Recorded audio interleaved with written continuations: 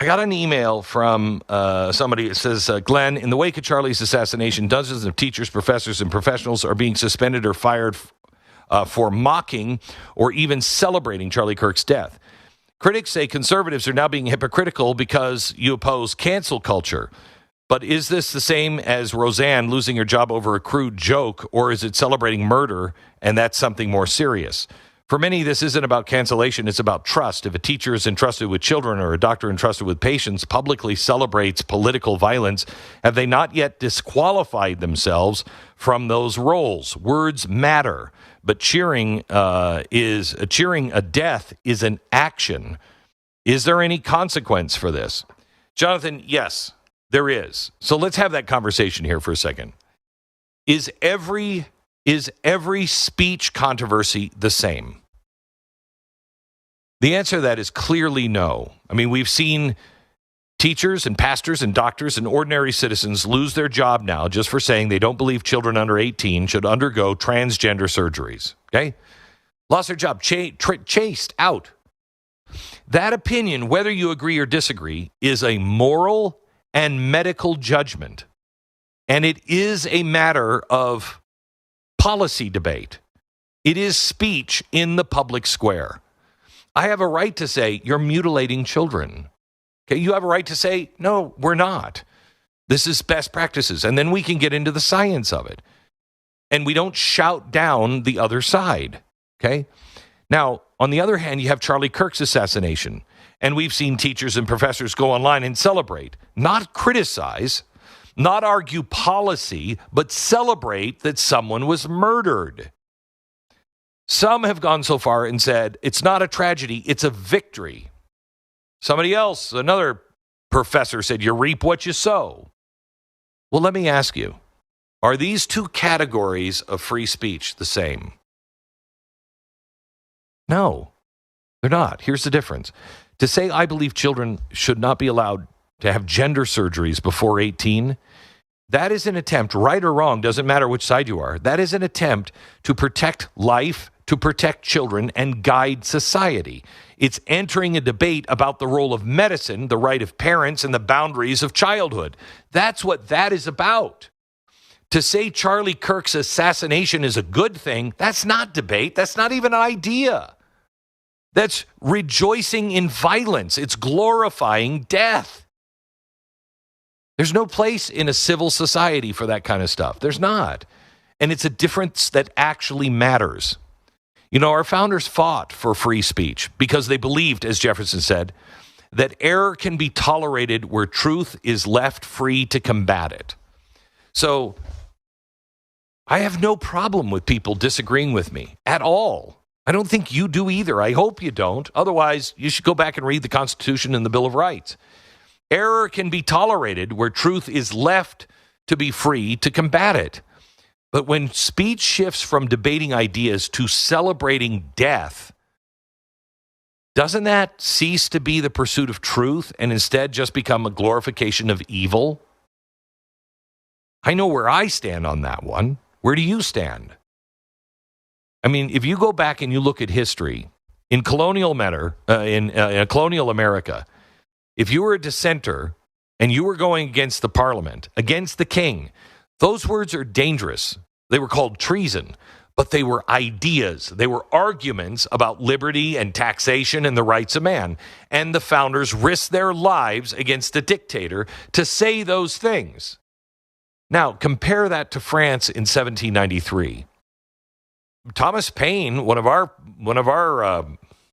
founder, kind of, on the edges of our founders,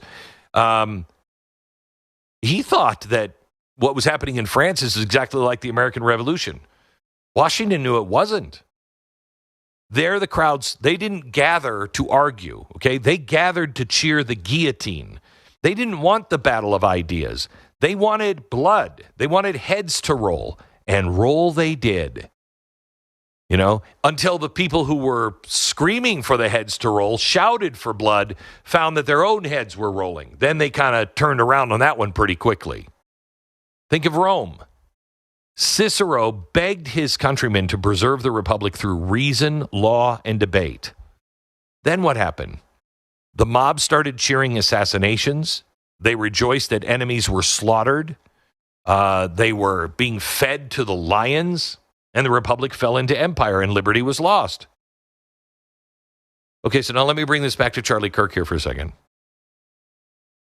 If there's a professor that says, I don't believe children should have surgeries before adulthood, is that cancel culture when they're fired?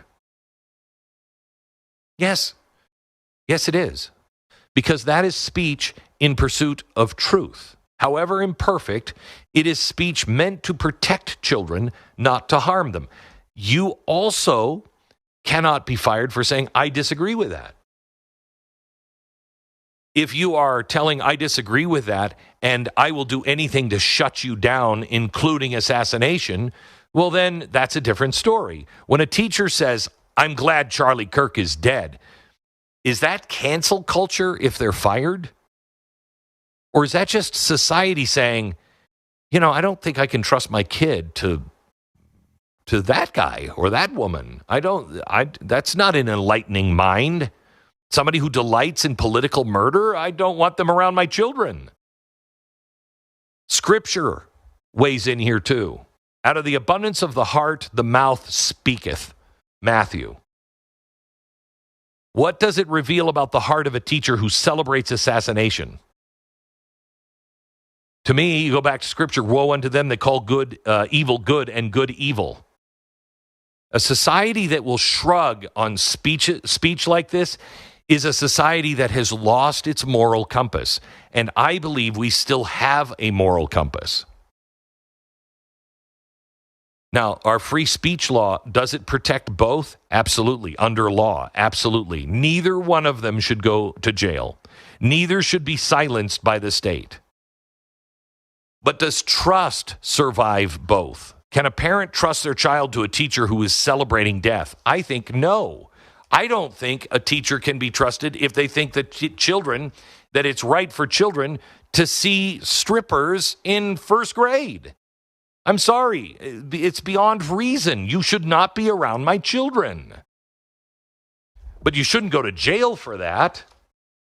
Don't we as a society have a right to demand virtue in positions of authority?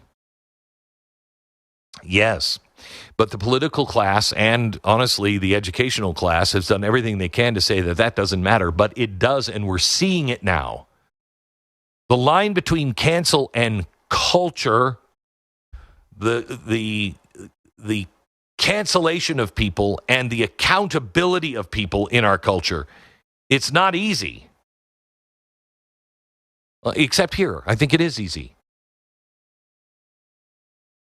Cancel culture is about challenging the orthodoxy, opinions about faith, morality, biology. Accountability comes when speech reveals somebody's heart. Accountability comes when you're like, you are a monster. You are celebrating violence. You're mocking life itself. One's an argument, the other is an abandonment of humanity.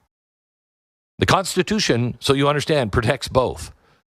But we as a culture can decide what kind of voices would shape our children, heal our sick, lead our communities. I'm sorry, if you're in a position of trust, I think it's absolutely right for the culture to say, no, you should not, because this is not policy debate. This is celebrating death. Our founders gave us liberty, and, the big thing was, can you keep it? Well, how do you keep it? Virtue. Liberty without virtue is suicide. So if anybody is making this case to you that this is cancel culture, I just want you to ask them this question. Which do you want to defend? Cancel culture that silences debate, or a culture that still knows the difference between debating ideas and celebrating death? Which one?